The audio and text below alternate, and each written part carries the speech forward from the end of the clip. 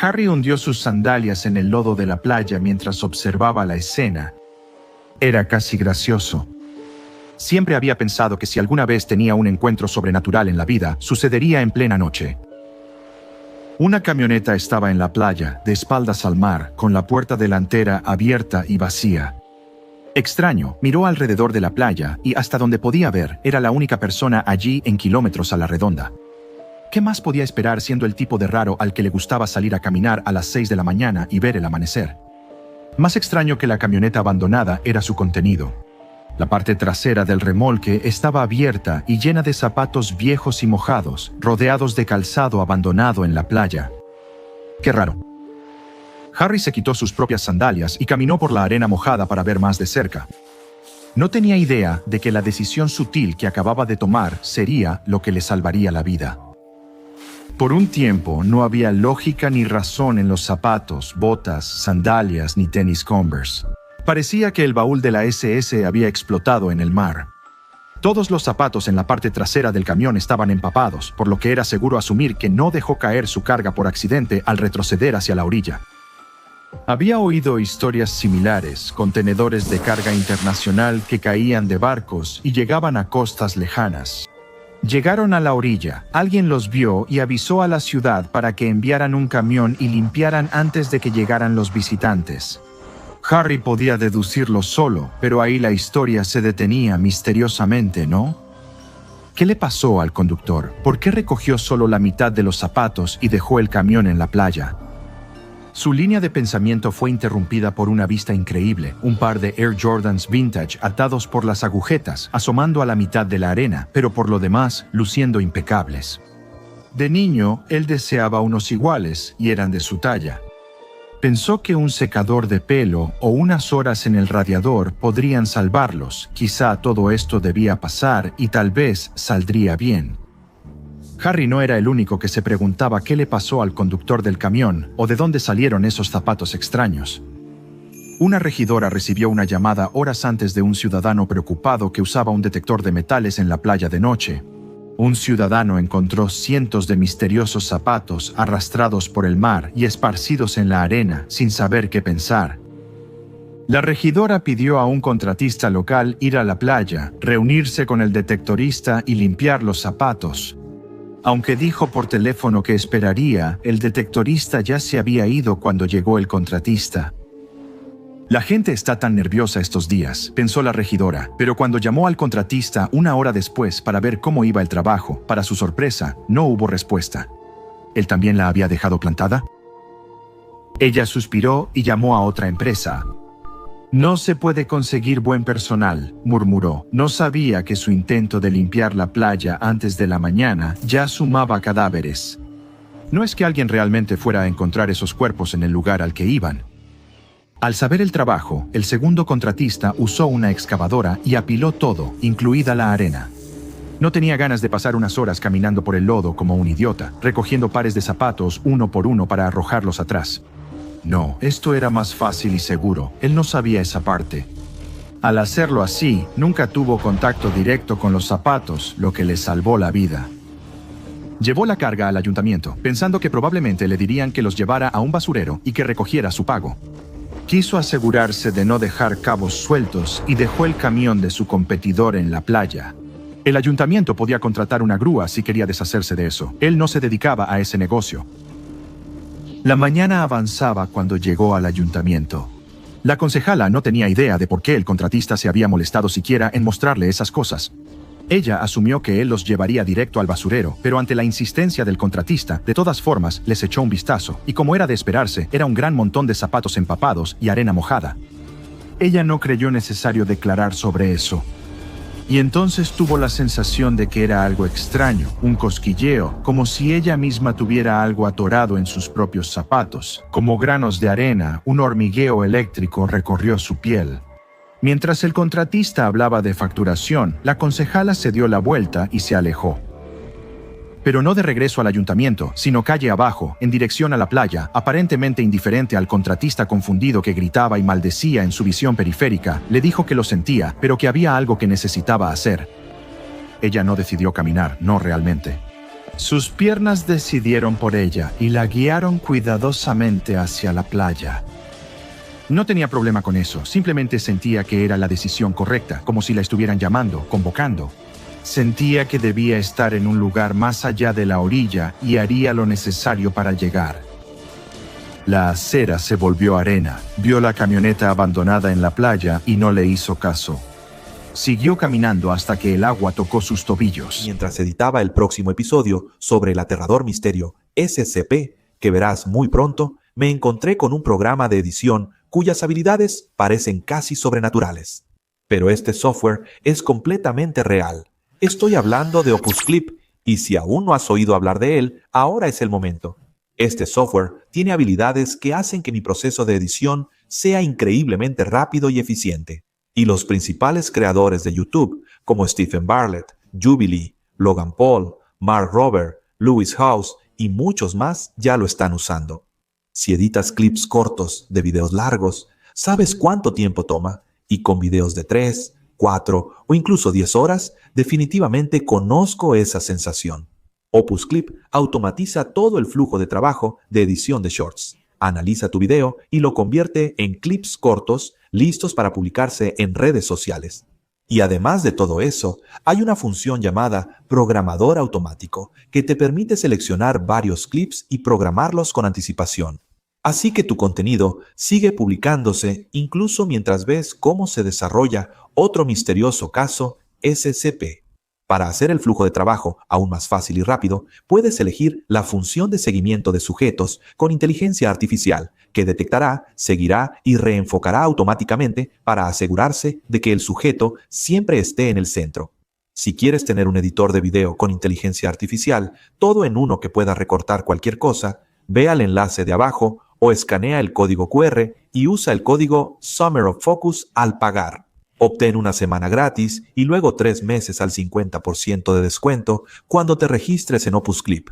Y ahora, volvamos a nuestra historia. Ganado solo caminó adentrándose más hasta ver formas extrañas flotando a su alrededor en la penumbra. Los cuerpos de Harry, el detectorista y el primer contratista. Debes cuidar al elegir calzado. Si no son cómodos al principio, con el uso pueden adaptarse y volverse cómodos.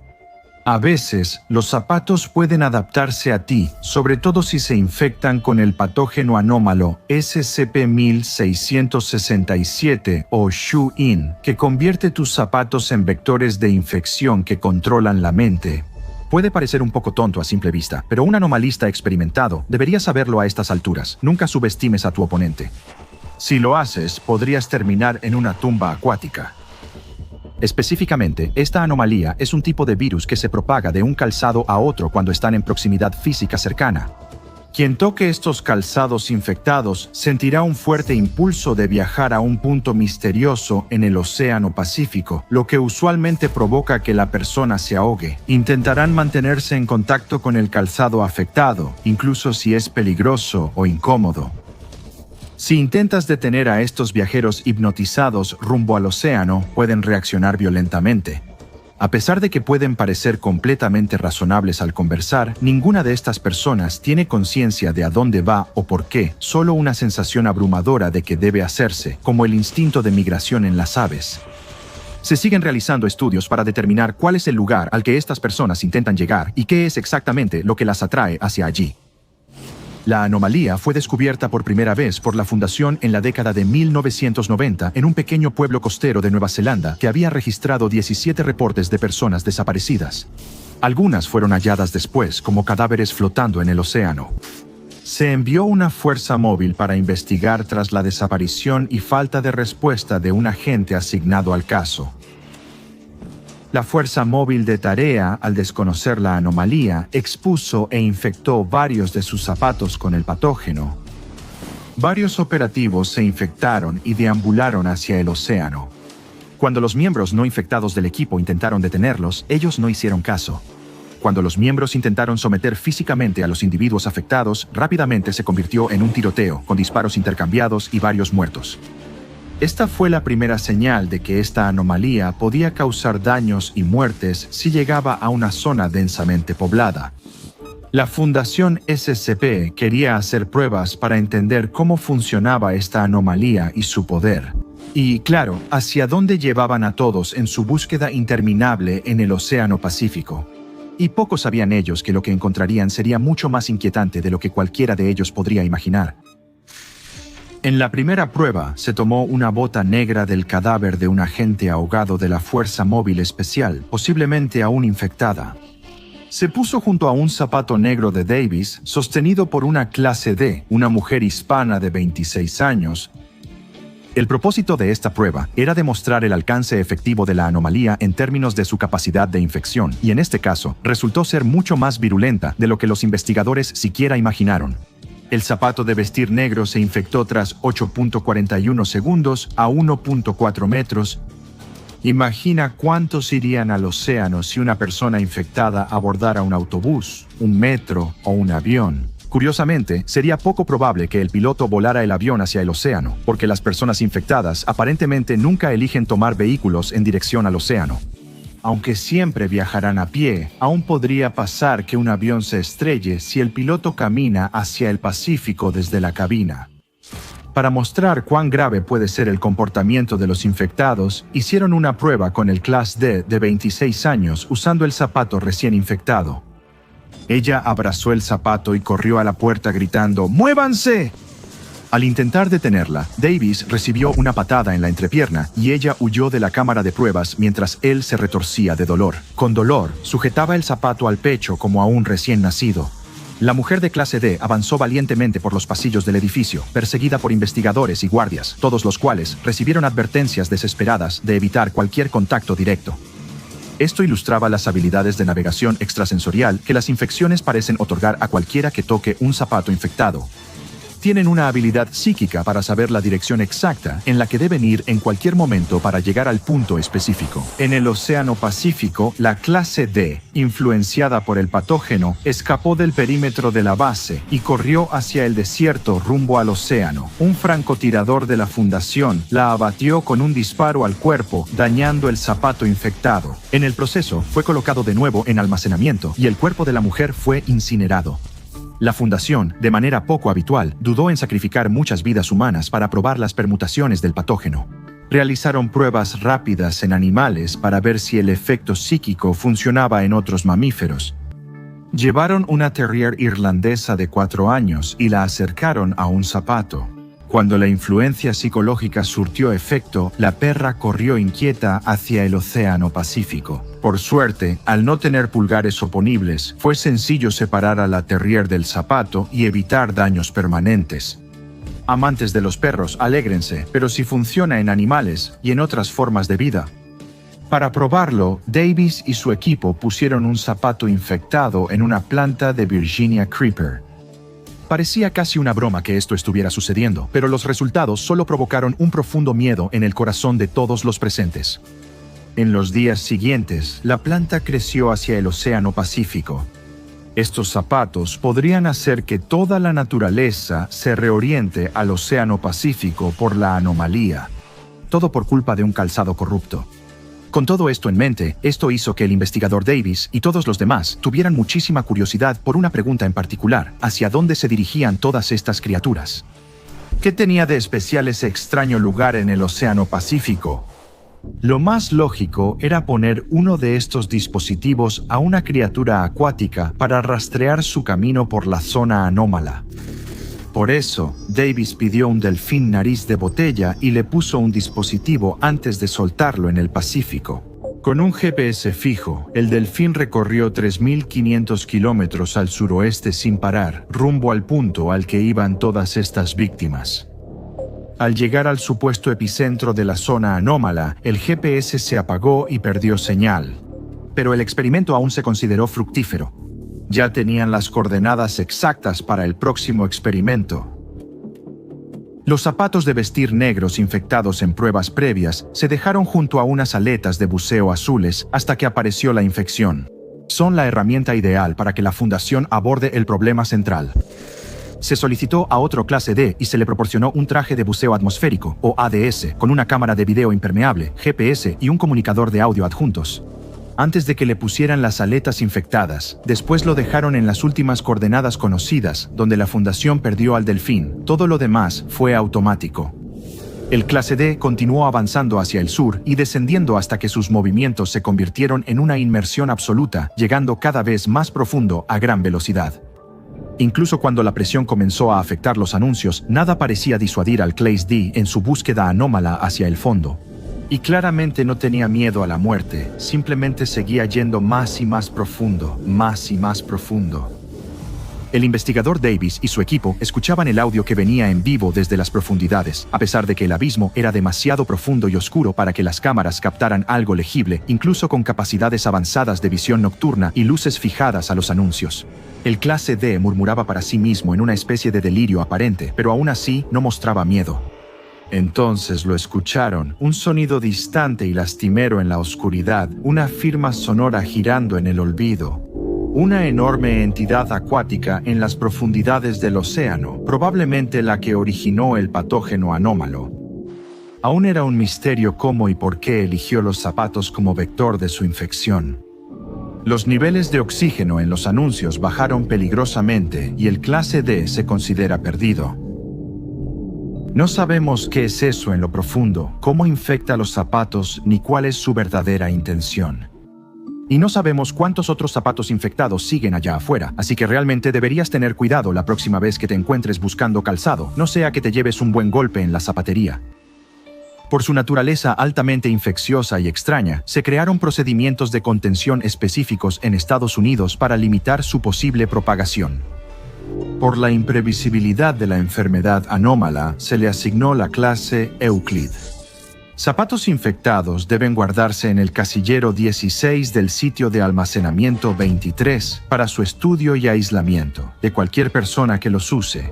Eso es lo más importante aquí.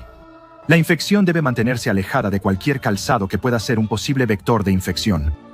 Existe un embargo total sobre cualquier tipo de calzado, incluyendo zapatos, botas, sandalias, chanclas, pantuflas, aletas, vendas, galochas, mocasines y suecos que se consideren anómalos. Solo hace falta un error para que todo se vuelva peligroso y cause un brote grande. En el sitio de contención se permiten calcetines, ya que no parecen vulnerables a la infección. Esto alivió mucho a quienes trabajan cerca de esta anomalía, ya que la vista de los pies les resulta repugnante, incluido este investigador. Cada 15 días, un miembro descalzo de nivel 1 debe abrir el casillero 16 y girar los zapatos hacia el noroeste. Esto es necesario porque los zapatos mismos, en ausencia de personas que los usen, aún intentarán desplazarse de manera ambiental hacia el Océano Pacífico, específicamente a una velocidad de aproximadamente 12.7 centímetros por semana. En caso de que esto cause una brecha de contención, el procedimiento es simplemente recoger los zapatos y colocarlos de nuevo en el casillero con metal reforzado. Una nota en los procedimientos de contención advierte que SCP-1667 podría no estar totalmente contenido si ocurre una brecha. Enviar fuerza móvil descalza para investigar. Es un pensamiento surrealista, una fuerza móvil de la Fundación que podría ser detenida por un terreno con algunas piedras filosas, tal vez. Resistirse a estas fuerzas anómalas es inútil. Quizá debamos seguir nuestro impulso de ir hacia lo que hay bajo las olas, porque si el zapato te queda, úsalo. Únete al Patreon del Dr. Bob como investigador junior. Ahora ve y mira otra entrada de los archivos del Dr. Bob, como SCP-2450 dientes.